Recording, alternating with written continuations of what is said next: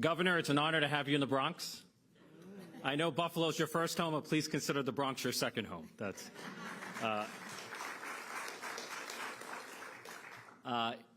First, it's an honor to be here with Ritchie Torres here at Lincoln. You know, Lincoln is the safety net of the Bronx. As Lincoln goes, so goes the Bronx. And I know every elected official is committed to the success of Lincoln. So, Christina, thank you for everything you do.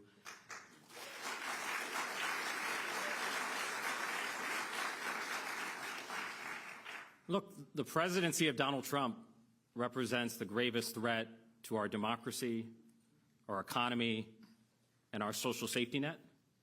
And now more than ever, every single one of us should stand with our governor in the fight against Donald Trump.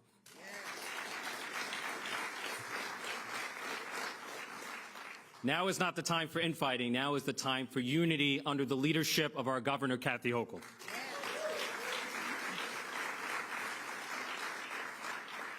And I'm here to repeat what the governor said. There is nothing beautiful about the so-called big, beautiful bill. In fact, the beauty of the big, beautiful bill is as fraudulent as Donald Trump himself. It is an assault on working people. It's going to cause 17 million Americans to lose health coverage, including more than 1 million here in New York. It will slash Medicaid by $1 billion, the largest health care cut in history. It will slash SNAP by $300 billion, the largest food assistance cut in history. It will raise the cost of electricity for American families and businesses, and it will add $4 trillion to our nation's debt. You know, here in the Bronx, we have people who live on $20 a day. And so Donald Trump and congressional Republicans are going to cut food, health care, and energy for those living on $20 a day in order to hand tax breaks to billionaires like Elon Musk, who has a net worth of $400 billion. And under Trump's legislation, and I'm not kidding, it is actually possible for a company like the Trump Corporation to buy a $400 million Qatari airplane, claim it as a business expense, and then completely write off the cost. So he's cutting health care and food, the essentials for working families, in order to subsidize luxury air travel for billionaires, for the top 1%. And it's often said that when America sneezes, the Bronx gets the flu. We are going to be hit the hardest by Donald Trump's savage cuts to food and health care. Right, 1/3 of the Bronx is enrolled in SNAP.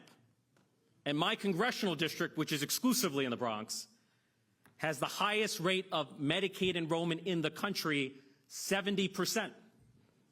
In my district, more than 70% of children, more than 80% of nursing home residents, more than 90% of baby deliveries are covered by Medicaid. Medicaid is the air we breathe in the Bronx, and we will do everything we can to stand with Governor Hochul to defend it against Donald Trump.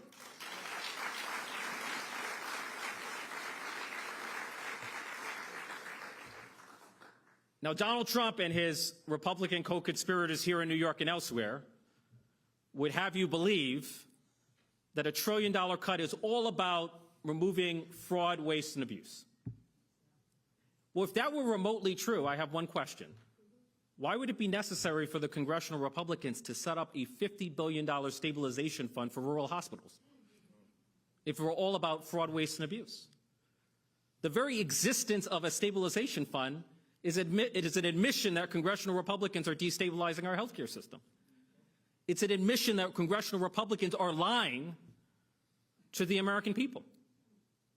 And why is there only a $50 billion fund for rural hospitals? Why not for the hospitals here in the Bronx?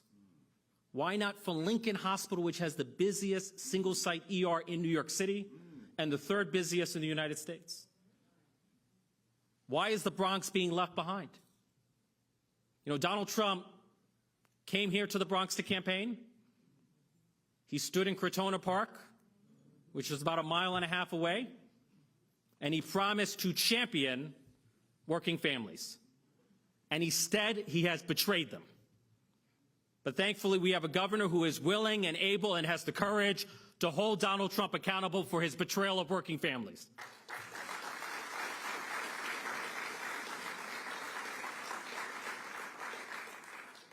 And so, Governor, I want you to know we stand with you. The Bronx stands with Governor Hochul. Governor Hochul stands with the Bronx. Now more than ever, we have to defend our democracy because everything is on the line. And if we do not fight for the health care needs of the Bronx, then no one else will. The burden is on our shoulders. God bless you. Thank you.